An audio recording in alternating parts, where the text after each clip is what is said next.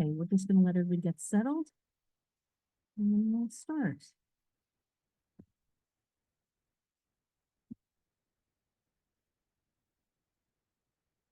Right.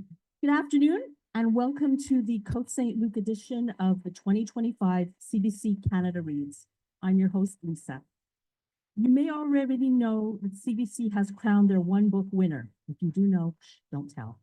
Okay. However, that result doesn't matter to us. We don't care. Our librarians are going to defend their titles, and you, the audience, will decide what is the one book to change the narrative.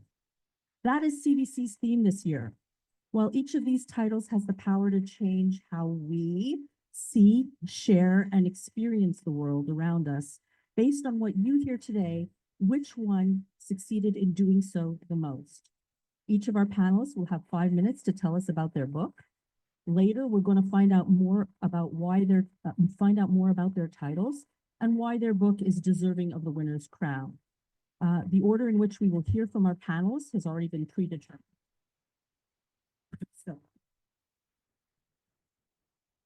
So our first book is going to be Watch Out for Her, defended by Jennie. Thank you, Lisa. Watch Out for Her is a page-turning novel from USA Today and #1, Samantha M. Bailey. It is. No? Now you can't hear me?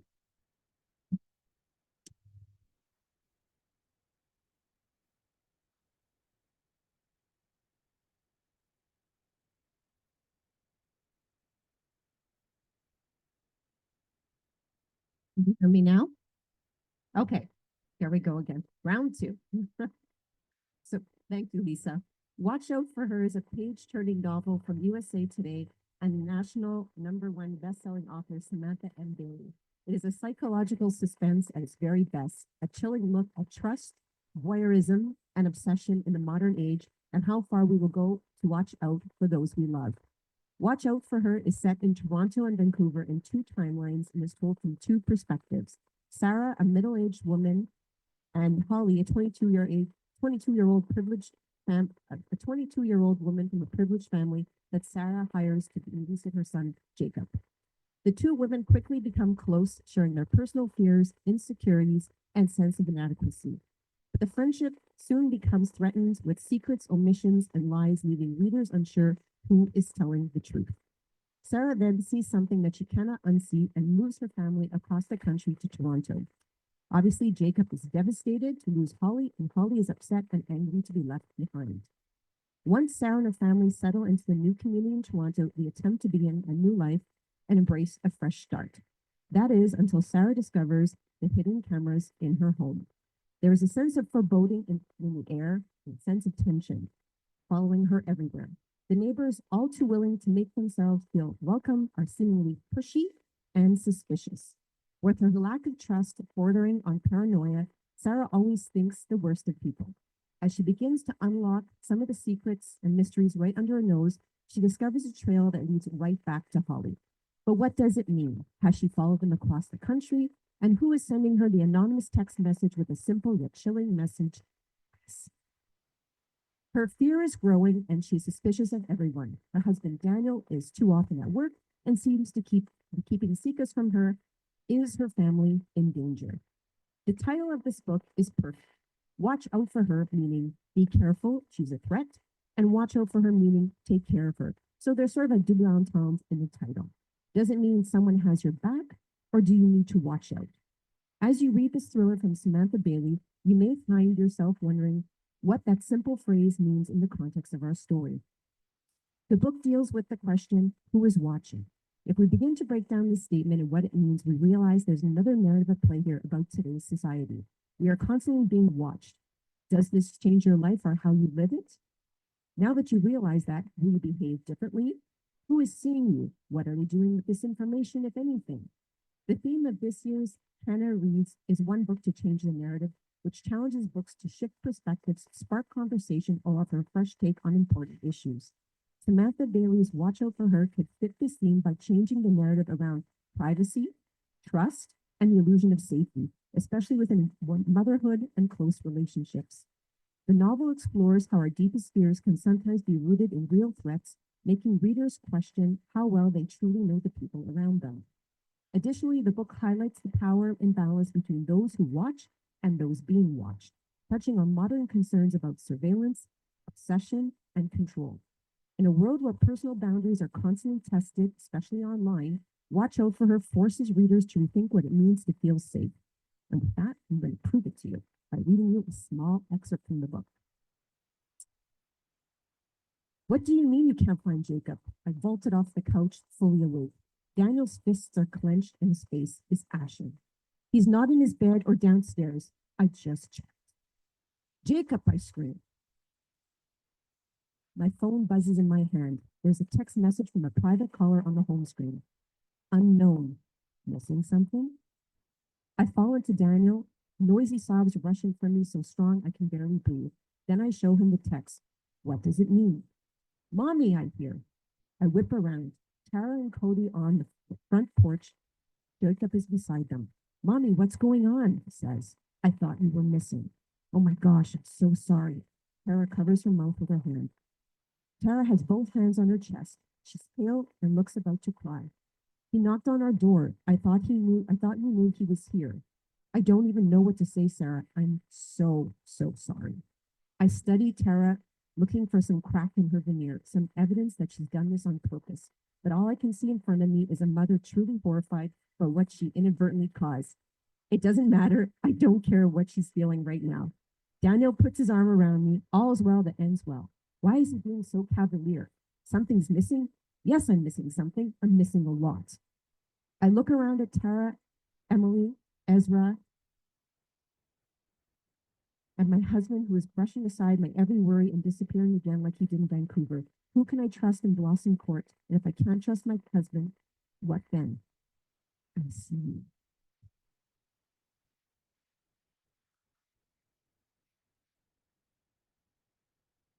We're going to switch gears a little bit. Hello, everybody. Thank you for coming out. Today, I am defending Ma-Nee Chacaby's A Two-Spirit Journey, which is a memoir as opposed to a thriller novel. Now, Ma-Nee Chacaby's memoir is about sexism, racism, colonialism, homophobia. Bear with me, stay with me. It's about experiencing physical and sexual assaults and domestic abuse. It's about living through poverty and addiction and homelessness. But it's also more fundamentally, very much more a story about hope. It's about recovery. It's about healing. It's about family, both good things and bad things. It's about community, both good things and bad things. It's about kindness. It's about generosity. And it's about acceptance, both of ourselves and of others. I feel like in the last several years, we've been getting worse and worse at trying to understand other people's perspectives. And here we're presented with a very readable story about a queer Indigenous woman living mostly in remote communities in Canada. So in Thunder Bay, in and around Thunder Bay, Ontario, in Winnipeg, in Boston as well. And we're confronted with basically 100+ year history, because she also talks a little bit about her grandmother's experiences of Canada. These are not lived experiences that we can readily have access to for most of our lives, I think I'm pretty safe to say. And being able to be presented with Ma-Nee Chacaby's absolutely compassionate, honest, and forthright account of her story is a treasure. And that's why it should be perfect.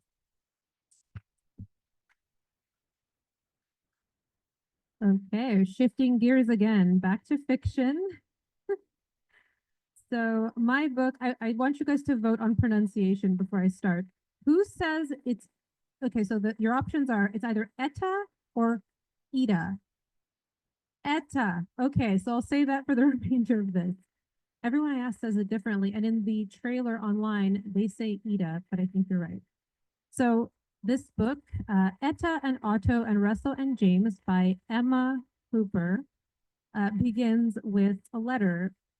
It says, Otto, I've gone. I've never seen the water, so I've gone there. Don't worry, I left you the truck. I can walk. I will try to remember to come back. Yours always, Etta. So the note is left by Etta, a woman in her 80s, who, as she says, has gone to see the water. It's a long journey from Saskatchewan all the way to Halifax. She walks 3,232 kilometers. With her, she brings a rescue rifle, a map, some chocolate, and fish bones, which she keeps, and she's kept since she was a child. Accompanying her is a coyote named James. So the story takes place over time. So we have the current time where Etta is walking, and there's media following her along, and also going back and forth between the past and her love story with Otto or Otto. Who says Otto? Who says Otto? See, you say Otto. We had said Otto earlier. So, he was a soldier in World War II. So we get to learn about their love story and how they came to be together and how they fell in love through letters. We get all of their letters, and there's a ton of censorship in the letters because it's being sent from the front. So we get these little snippets. So he was a student of hers, and she's walking along through Canada, and he's getting these letters back and forth, but he doesn't know where to send them because she's walking through the forest and through the mountains. So we get Otto's letters, and they never go to Etta. She never gets them. He writes his experiences. And then we have the character of Russell, who is a friend of Otto's from his childhood. Russell didn't go to war because he was in a severe accident that left him unable to walk properly. He was kind of an adopted brother to Otto growing up, and he also loves Etta. So when he finds out that Etta is gone, Otto stays because he knows that that is what his wife would have wanted, and because when he marched, she waited for him, while Russell goes looking for her. So as the book progresses, we learn more about their history and how they came to be connected and what matters most to each of them. Otto's waiting back home, and because he has insomnia and he's never been alone without his wife, he either cooks or makes paper mache animals that he puts out on his lawn as he waits. I found the book incredibly moving. It's very grounded. It's very simple. It's got this beautiful pragmatic romance to it. And Emma Hooper, when she was interviewed about the book, she'd said it was based on her maternal grandparents who used to dance and go out and their experience of living in rural Saskatchewan. So I think that as a Canadian book, as a book that allows us to feel connected to ourselves, this is absolutely my choice. I love the evolution. I love how every character, even the ones that don't get very much like airtime, has so much personality and so much depth. And I love the pragmatism of every line. It feels incredibly Canadian. Great choice. I'm happy to say that's my pick. There you go.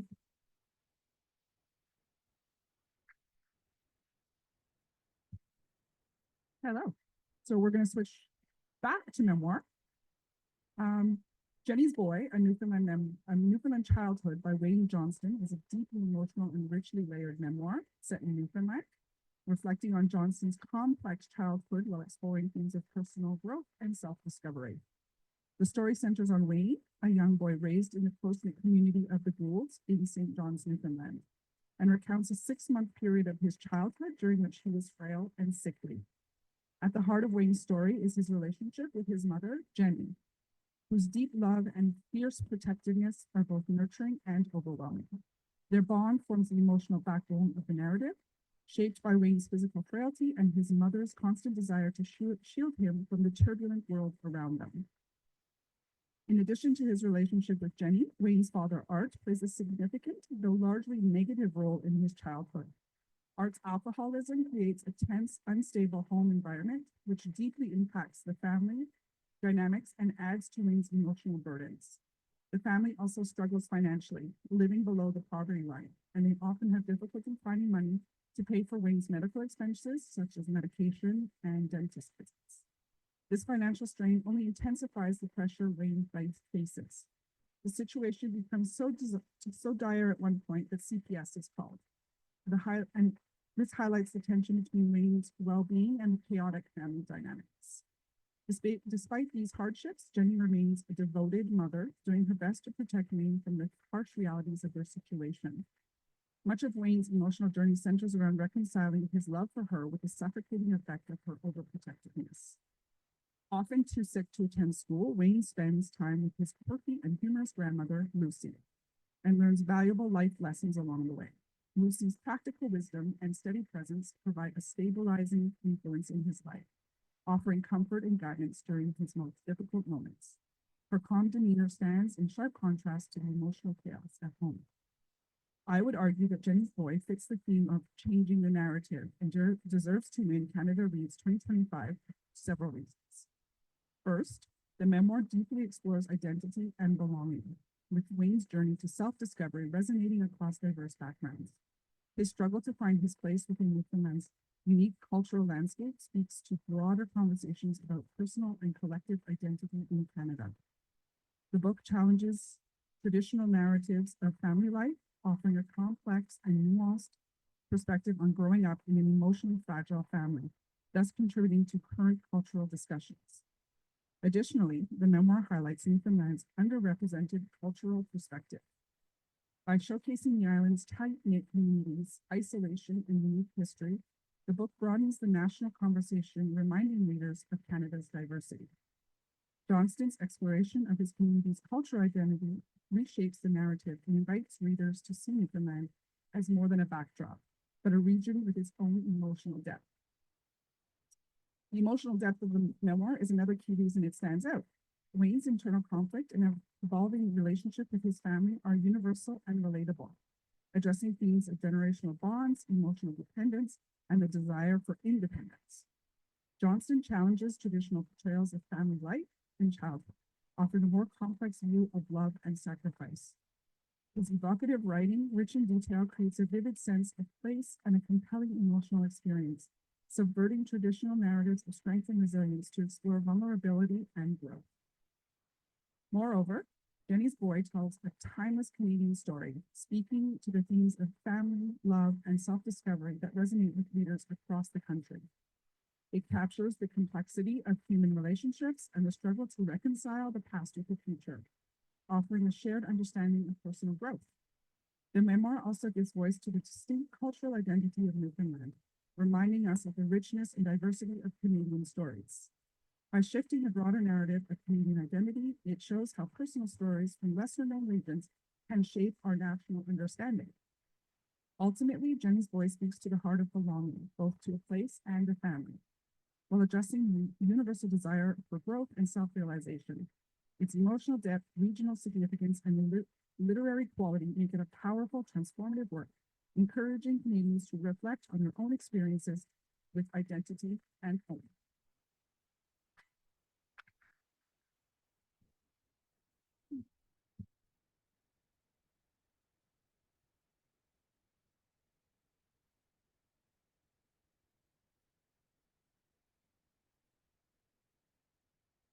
Can everyone hear me? Okay, good. Jamie Chai Yun Liew is a lawyer and law professor specializing in immigration, refugee, and citizenship law, and the creator of the award-winning podcast Migration Conversations. She lives in Ottawa, Algonquin, Anishinaabe territory with her family.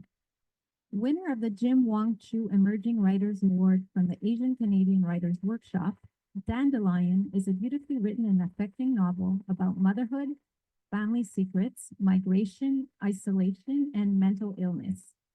A young woman, Lily, is in the throes of new motherhood when she sets out to uncover what happened to her own mother after she mysteriously left when Lily was 11. To do so, Lily must ask herself questions about her identity, family, and childhood growing up in one of the few Asian families in a small British Columbia mining town. Dandelion changes the Canadian narrative by featuring the story of a Chinese-Canadian family and its immigration struggles. With clarity and care, it delves into the many ways we have come to define home, identity, and above all, belonging. Dandelion changes the narrative by introducing a more inclusive vision centered on the experience of Asian immigrants. By highlighting the perspective of Chinese Canadians, it broadens the understanding about what it means to be Canadian in a multicultural society. Dandelion changes the narrative by offering a glimpse into the complexities of immigration, including struggles with assimilation, cultural preservation, and generational conflict. This, in turn, challenges the reader to adopt a more empathetic and compassionate view towards any person immigrating to Canada who is faced with the nearly impossible task of quote unquote fitting in without feeling they've had to abandon their customs and traditions to be accepted. Dandelion changes the narrative by presenting nuanced and complex characters that defy stereotypes often seen in Canadian literature about immigrants.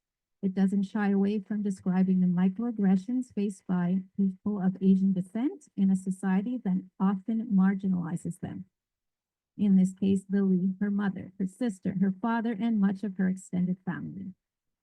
Dandelion changes the narrative by shining a light on tensions between generations within an immigrant family, particularly the differences between parents who want to preserve their cultural heritage and children who want to integrate into Canadian society.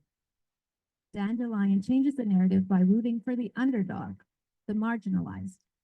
Liew's exploration of personal identity and the search for belonging touches on universal themes, allowing readers from diverse backgrounds to both connect with the story and reflect on their own relationships with Canadian identity.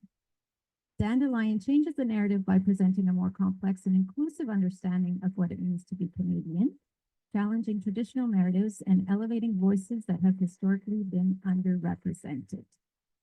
I would argue that Jamie Chai Yun Liew, the author, also changes the narrative. She brings attention to the complex realities of immigration, such as the struggles with bureaucracy, legal challenges, discrimination, and the emotional toll of migration. By working directly with immigrants and refugees, she gains firsthand insights into their experiences, which she integrates into her advocacy and writing. As a lawyer, she helps bridge the gap between the legal system and the lived experiences of immigrants.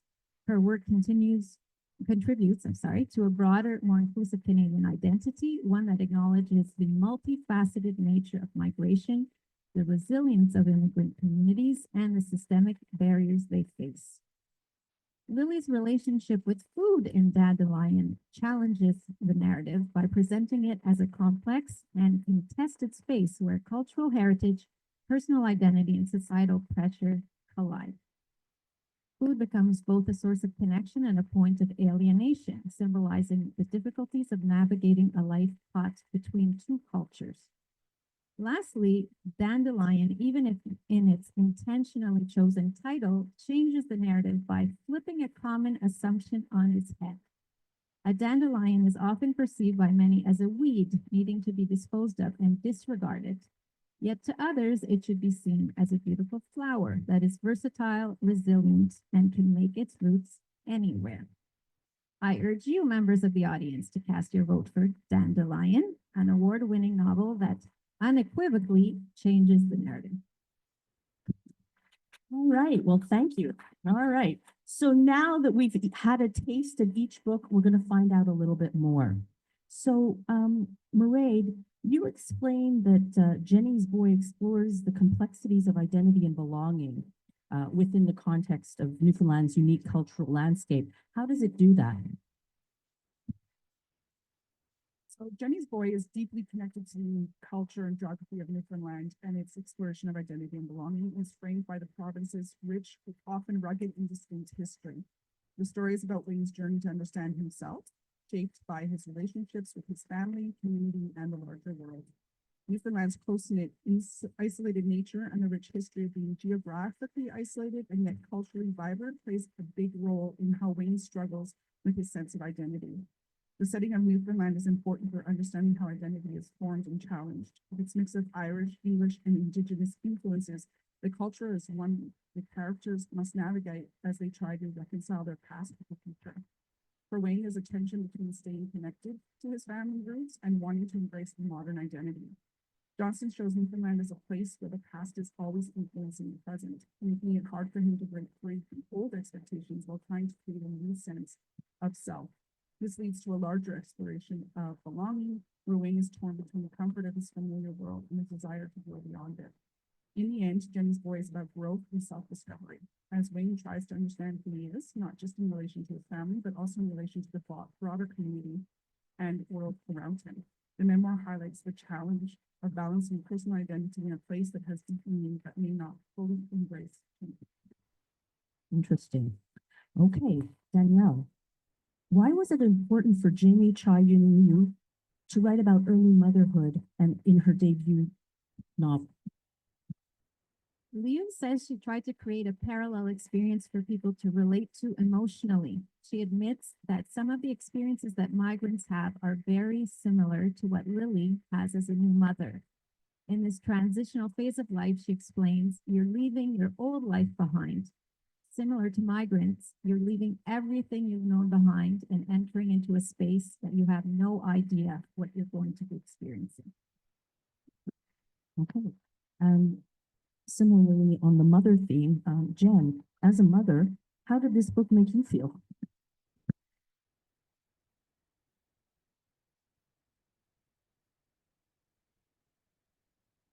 I find now as a mother, there's certain things that I can't read and I can't watch. So TV shows, certain documentaries, books like The Room, The Lovely Bones, the documentary that came out about the gymnastics and that American coach.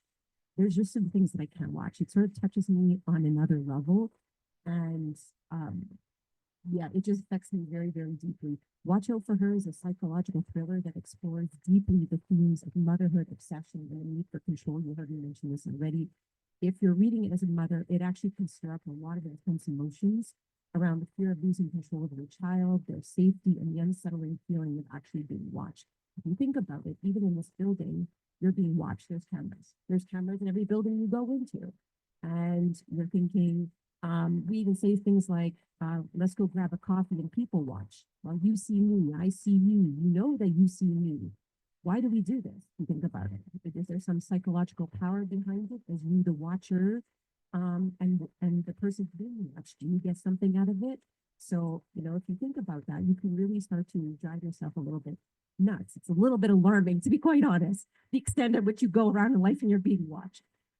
As a mother, if you think about it as well, who's watching my kids for 7 hours a day? 7 hours a day, they're not with you. They go to school. First they go to daycare, then they go to elementary school, then they go to high school. If they have sports, practices, games, who's watching them for all that time? And it's true, you can't be watching your children all the time, but again, it leaves you with feelings of, you know, I don't want to say alarmed, I'm not a helicopter parent, but you sometimes feel a little bit unsettled. I will say this though, the book does an excellent job of portraying the vulnerability that comes with being a mother, especially when it comes to your child's safety. And it does an excellent job of portraying that fear that is a parent's worst nightmare when people try to insert themselves into your life and you're like, well, why? What are you doing here? What are you watching?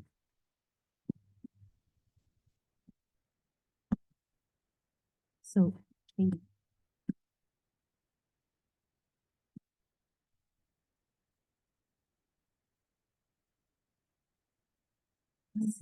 so yes, the theme for, so as we know, the theme for this year's Canada Reads is one book to change the narrative.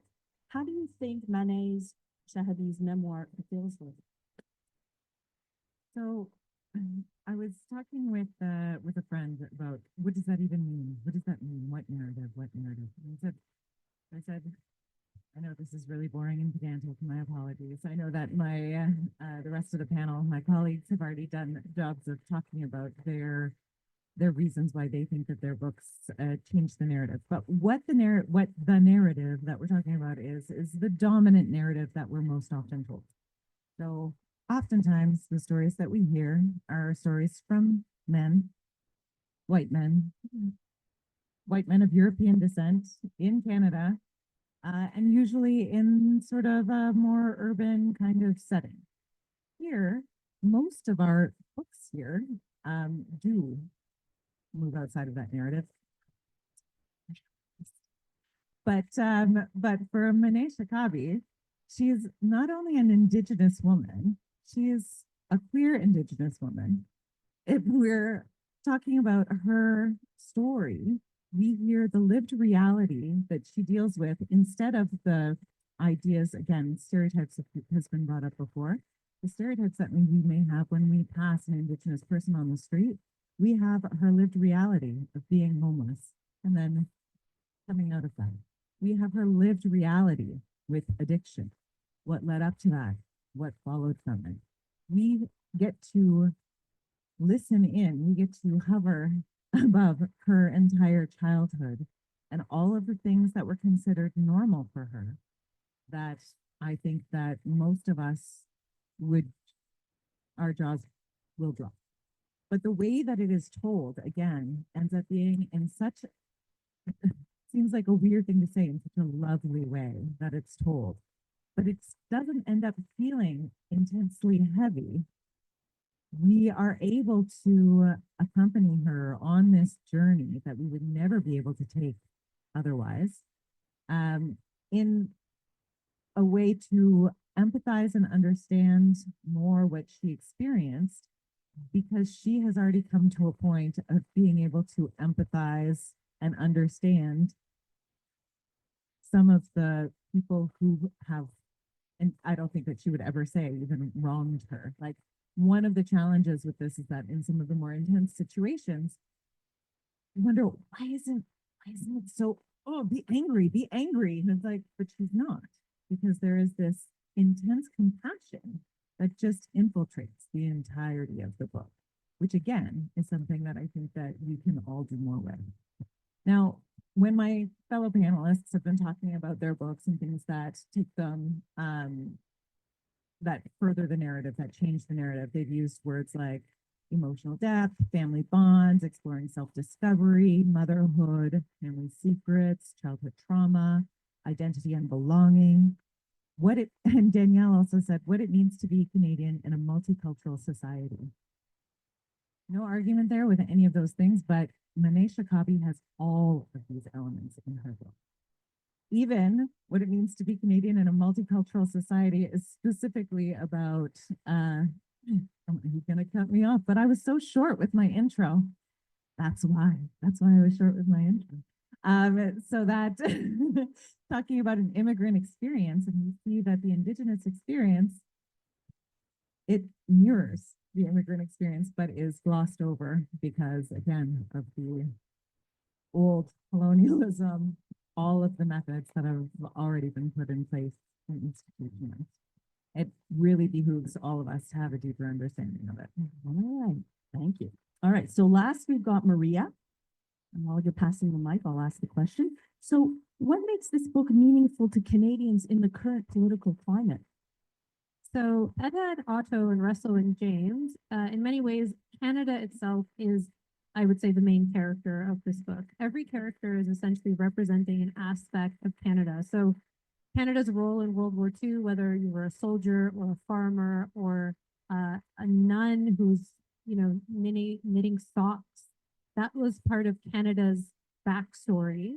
So Canada's backstory exists as a character in there. And then there's Canada's presence. So the natural landscapes of Canada, the people of Canada, as Etta's walking through Saskatchewan, and then eventually as she ends up crossing into Ontario, and she says, wow, this is a much longer walk from here. And she goes through the mountains, she's fishing, she's gathering, she's hunting, she encounters people, she comes into these little diners and people give her free food or they help her along the way. She crosses over to Quebec and she realizes that she doesn't speak French. It didn't really occur to her until she got there. And she's walking all the way to the water. So the Canadian people, the Canadian landscapes, the Canadian resources, what makes Canada unique is really what I think stands out to me in this story. And each person's backstory really speaks to Canadian experiences through time. It's not just rooted in sort of changing the narrative, perhaps not as strongly, but very much in discussing why our narrative is unique and different from the narrative of, say, the United States, which also has a lot of the kind of, I mean, Indigenous issues are definitely kind of a worldwide, universal, and important to know about, of course. I would never, discredit that. But it isn't necessarily unique to Canada, although perhaps our experience of, I'm not just arguing against only Katie here, but I think there is something to be said in the sense that we forget how much there were Indigenous populations in every country. Like we think of it here in Canada for sure, but I'm sure that we could probably find an American Indigenous story that is very similar, especially because these divisions were created by colonialism anyway. So I think that it's poignant in that it's very much a story of Canadian history and Canadian perspectives. Obviously, and once you choose a perspective, you're already saying no to other perspectives. So every book will lack certain perspectives because you can't incorporate them all into one. And this one, because it's based on her maternal grandparents, they were rural Saskatchewans at a very specific time. So it will of course be lacking other stories, but there's so much depth in these stories, and it's important that they not be forgotten because they are unique to Canada, and they don't resemble the experiences of Americans in World War II, for example. All right. Thank you. Now, here it gets a little bit tricky. What didn't you like about your book, Maria? To me. So the critique I've heard most about this book is actually the ending. I don't want to spoil the ending, but so for those of you who have read it, people say it's a little too ambivalent, a little too bittersweet. I don't know if that's a flaw of the book. I think that it really pushes the reader. It definitely doesn't wrap it up in a nice, neat little bow. And people with journey type stories, and there's been a few of them that have come out about somebody walking across any given country, there's always like a nice ending where they arrive. And this one doesn't have that. There is an arrival, but it's not a satisfactory, congratulations, you've made it type of arrival. So I think that's a critique that I've definitely heard. Also, some people do not like having any element of fantasy. There is a talking coyote in here. But it is, you are sort of invited to believe that this is a woman walking by herself for a very long time with no one to talk to, remembering her past. Maybe it's not a talking coyote. All right. Okay, Danielle, you're next. What didn't you like about your book?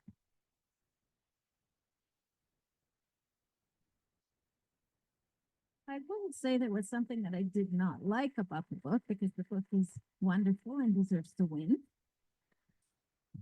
However, the issue of mental illness is written about in all three sections of the book. So the first section of the book is Lily's childhood.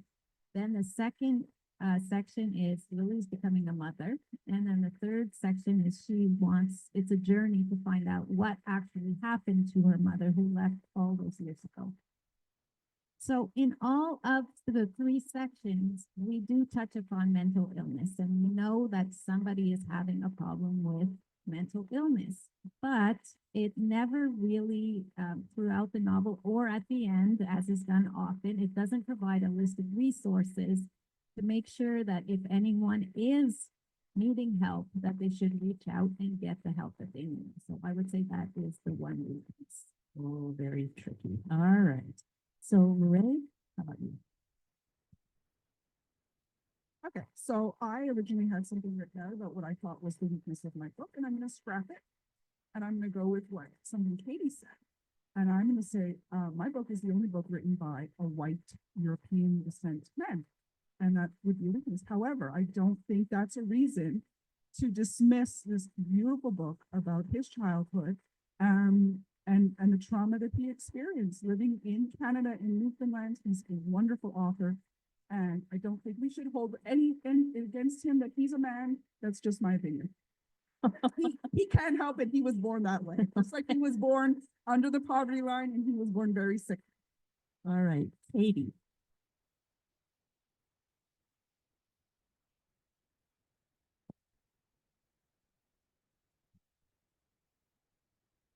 Mine is, it's gonna sound like a cop out, but it's something that I kind of touched on earlier. My least favorite thing about the book is that it made me feel like I'm a terrible person. Like basically, you're reading it and it's like, but why aren't you angry about this thing? But why aren't you, or like, why would you forgive this person to do this? What? How? And as inspiring as I do find it, I also am just like, but no, not there. So that's probably the thing that I like the least. Followed up quick little follow up. So at the very, very end of the book, there's an afterword, and it is by Mary Louisa Plummer, who actually wrote the book. So Ma-Nee Chacaby is visually disabled, and she essentially narrated the book. So she, again, following Indigenous oral traditions, right? This idea of like an oral history. And so Mary Louisa Plummer at the end talks about the process. And I found that part a little bit tedious. I much preferred the actual story. But as an academic as well, I can be like, I'm not an academic. As someone who has in the past been super nerdy, I appreciated that it was included, while at the same time, it definitely took me out of my anger at not being compassionate enough in learning. I see. So it's not actually a weakness in the book, it's the afterward that you find. Okay. Weakness. All I'm right. that All right. person. That's a good weakness. All right. And last but not least, So the domestic thriller genre has become a bit difficult to navigate after the success of books like Gone Girl and the heaps of piles of books lined up behind it that just want to be like it and achieve the same types of success. Certain plot twists and themes in thrillers are now very predictable for readers. And when I discovered that I'd be defending this book, so very early on, I started to read a few blurbs about it. I can obviously say I was like, aha, it's the psycho babysitter at it again. And I thought, oh, it's going to be one of those types of situations where been there, read that. But happily, it wasn't. I don't want to say too much to spoil the ending. I can say honestly that Watch Out for Her separates itself from other thrillers because it focuses on the less shocking, like thrillers often seek to shock you. And this book is not really focusing on that. Instead, it focuses more on characters and it's very character driven. So that's actually a very nice use space in this book. okay. So panelists, this is the last chance to convince the audience. Based on what you've heard from your fellow panelists, which book do you feel should be eliminated? So in other words, which one shouldn't win? All right. So Jennifer, you go ahead. So this part is always tough because all the books bring something to the table. And I had my argument all planned out, and I'm going to vote for Etta and Otto. But there's a catch to my argument now because Maria said something that's very interesting, which is I don't think I can ever say this on a panel that sort of swayed my vote. But I'm voting for it because it doesn't quite fit the theme as strongly as some of the other books in the competition. While it's beautifully written and very poetic, its quiet, introspective style may not resonate as powerfully as compared to more urgent or socially driven narratives. That was my argument for voting her off. But Maria did say something that I thought was really, really interesting compared to every other book on this panel. And she said in her book, at one point when she was answering Lisa's question, that Canada is the main character in her book. Right? I don't think we've ever had a book on the panel that's sort of been like that, where the country was the focus of the book and the people were sort of like the backdrop and they sort of just helped enhance the story. You said something like Canadian experiences through time. And I thought that was really, really interesting as an argument. However, I'm still voting for her off because I'm displeased at the fact that this author doesn't live in Canada anymore and hasn't for some time. So she comes back to visit. So that I'm like, in terms of Canada Reads, I don't even know how they select it for the shortlist, but I'm a bit annoyed they would choose someone who's not actually here as an author. Interesting. All right. Maria. I'm pretty sure it's listener voted into the shortlist. I don't know how they developed the long I'm list, not but I think that starting a few months previous, the long list comes out. What? Okay. Well, That's my make mind. your point. Pass it. This is, The this is not microphone about was your vote. passing by me and I Yeah, had so. keep pressing.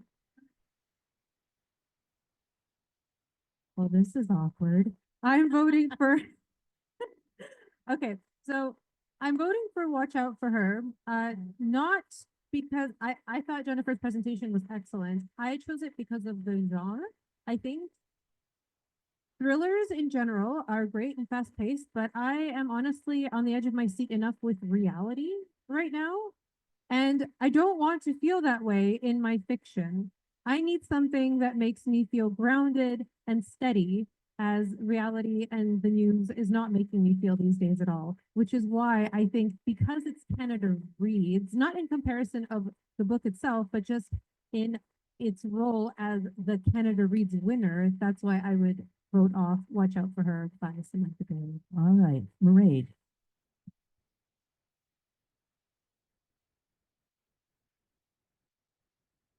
Okay, so it'll come as no surprise to the rest of the panel. I'm going to be a rebel, and I'm going to vote for two books.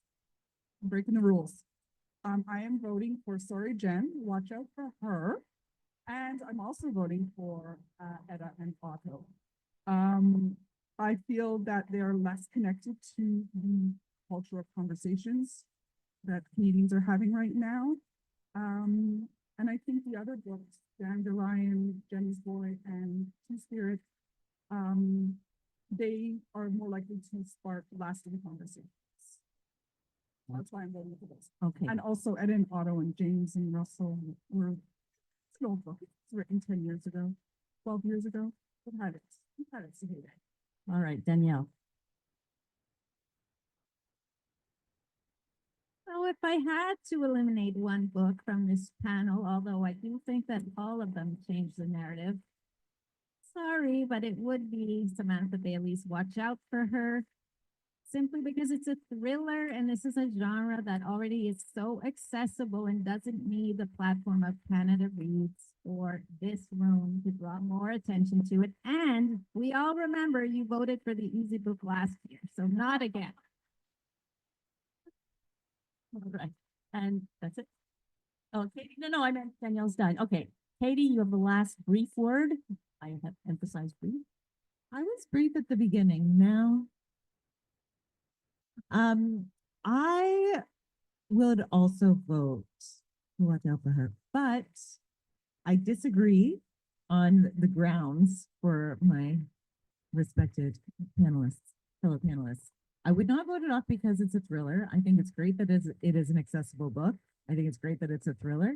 The reason why I'm voting it off is with its lack of historical content. I think that even like for me, it was between Jennie's Boy and Watch Out for Her. And even though Jennie's Boy has the historical content, it's such a brief period of time. It covers like 6 months, 7 months, something like that. Dandelion has a whole bunch of baggage to it. Etta and Otto and Russell and James, one of the things that I really like about it is, again, its focus on an older adult narrative and also from an area that is not historically, like a perspective that's not historically seen. I think that sort of tapping into a parent's fear, like again, this worst fear of every parent is that something like some gong show is gonna happen to your kid. Like that's lower hanging fruit. And so I think that that's why I would vote. It to me, it doesn't change the narrative yet enough. All right, very interesting. Okay. I would like to mention, Can I have the last word since everyone is voting for me? It seems that it All could right, be fair it would, enough, It would fair be enough. correct for me to have the last word here. So it's been many years I've been on this panel, almost 10. And in all of my years of being here, there has never actually been a thriller on this panel. I am actually amazed and ecstatic that the genre actually made it onto the panel, which maybe says something in itself. To address my colleagues' points about it doesn't need the platform anymore. I would argue that it does, because perhaps if the book is so accessible in terms of the genre, it allows you to access themes and really delve into them that you wouldn't necessarily address if you actually pick this type of book up in a nonfiction format, because as you said, being a parent and being concerned with what's going on in society, well, it's everywhere, you're bombarded by it. So maybe you wouldn't necessarily have picked up a book that was nonfiction. The other thing is, I would argue that it's maybe not such low fruit. The themes in it are very urgent and socially driven. It's the idea of being watched, and you see it now in all the news and things that's coming up. Alright. You're going everywhere. All right, all right. Okay. We gave her a little leeway and, yeah.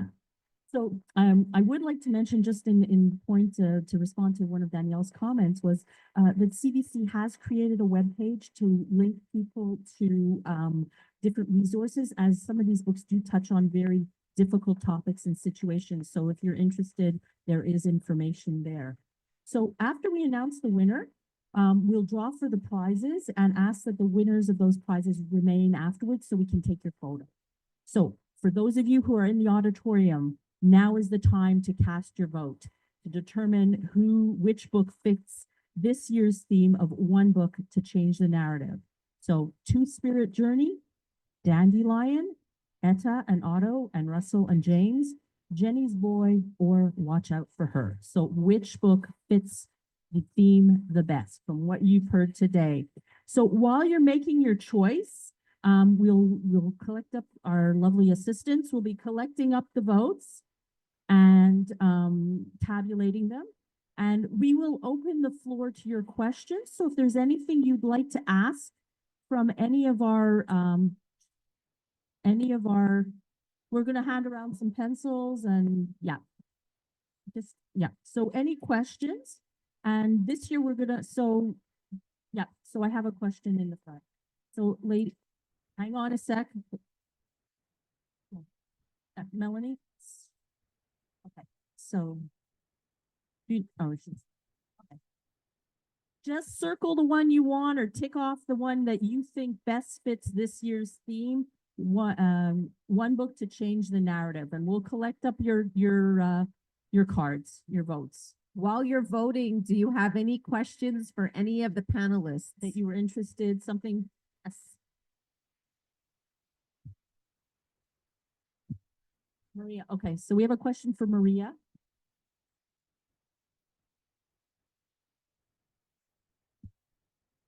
Okay, so the question that's being asked of Maria is she'd like to know why Etta decided to go on this journey. Is there a So- reason? She doesn't specifically say so, but my read on it is that she basically knows that she only has a certain amount of time left where she still recognizes herself. So she even writes down her name, her husband's name. She keeps it in her pocket to remind herself where she's come from. And she wants to see the water before she passes away or before she forgets that she wants to see the water. She has Alzheimer's or dementia. It's not actually specified what she has. They say she forgets herself. There are mornings that she doesn't know who she is. So it's not specified what the issue is, but there's definitely something. But she knows that she can still walk and she knows that she can still manage. Those are kind of but she doesn't trust herself to drive, which I thought was interesting.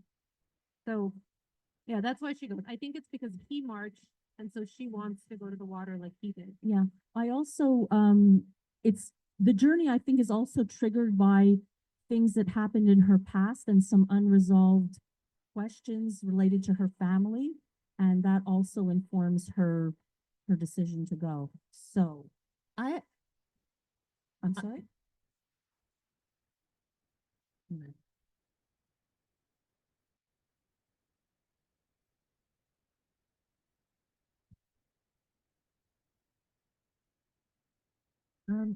Does anyone else have a question right now? I have a question for Lisa. That's why I'm asking. All right. So I know that Lisa has read all the books, and I want to know all the votes are in, yeah? Yes, do we have all the votes? Everybody who's voting? You have one more vote? Okay, we'll collect it, don't worry. Change it. Melanie, go, get the other one. All right. Before I sway Okay, yeah, someone. before you sway what you can. Okay, so what's your question? My question is twofold for you, Lisa. which book would you vote off and why? And which book would you choose to win and why? Okay, so yeah, so I had a little bit of difficulty. I'm admitting this in front of everybody.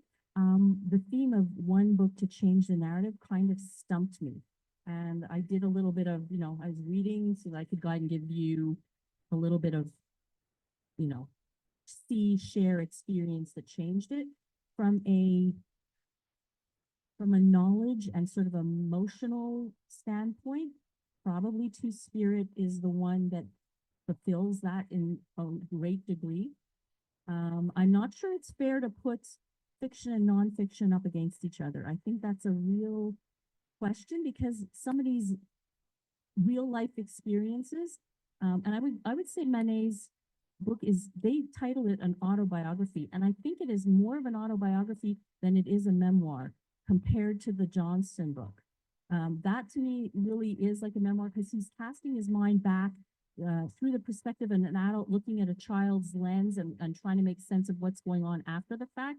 Whereas she is telling her story as an adult. There is a timeline. It's following her life from beginning to where she is now. And so what you read about in her life is quite shocking. It was very hard. You're right. It's not, by the end, it's not, oh my gosh, I wish I hadn't read this book because I do think it changes your idea of what the narrative is for Indigenous people and Two-Spirit people and kind of how society has turned their traditions on to our way of thinking and sort of the fallout from that. I have to say, Jennifer is right. Watch Out for Her is the first time apparently that they've had a thriller on any of them the past 20 years or so. It is a good read, but I've watched too much TV. I kind of said, okay, well, if it's not this, it's kind of that. You kind of, she does a good enough job that it's not totally obvious, but there is some inevitability to it. And I enjoyed Otto and Etta. It did change not my perspective on elderly people, because I thought the premise was a little bit ridiculous, but certainly this description of the life as growing up in the Depression and during the war, I think that did kind of say, oh yeah, that's an aspect of Canadian life that, I don't think about or I'm not as conscious of. The Wayne Johnston book is excellent. It was also a tough read, but there is sort of a wry, I think the Newfoundland spirit comes through. And the last one, Dandelion, I think I enjoyed that book the most in a way, just from a reader's point of view. It was a place I wasn't familiar with. It was a woman's journey and the difficulties she faced. So yeah, I don't have to vote. I'm glad. I don't have to choose. I probably would vote her off, but they were all, yeah. Okay, yes.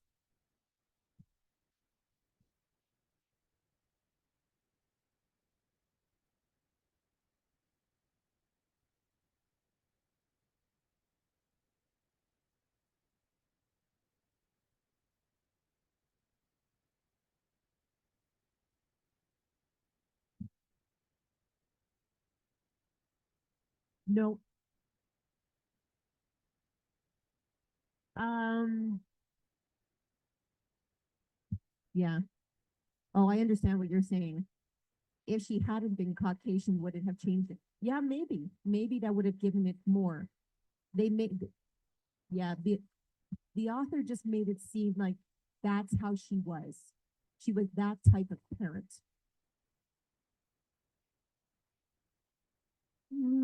Well, the mother in the story, I think, had suffered some miscarriages. Yes. And so her child was very, like, She was very like a year of protective. extremely protective, and she'd come through that kind of worry. Right. Exactly. No. Exactly. No. Exactly. But I think she's like an older mother. This was the last chance kind of child. She's under strain with her marriage, which Yes. is A few seems to be insecurities problematic. there. Yeah. Yes. And finding herself again. Yeah, some of that. Okay, so I'm going to give you the runner-up, which to me is a surprise. I'm going to start with the runner-up. So the runner-up for the winner is actually Watch Out for Her. Ah. And the winner this year that you, the audience, voted on as the one book to change the narrative, the winner this year is Dandelion. Dandelion. Huh?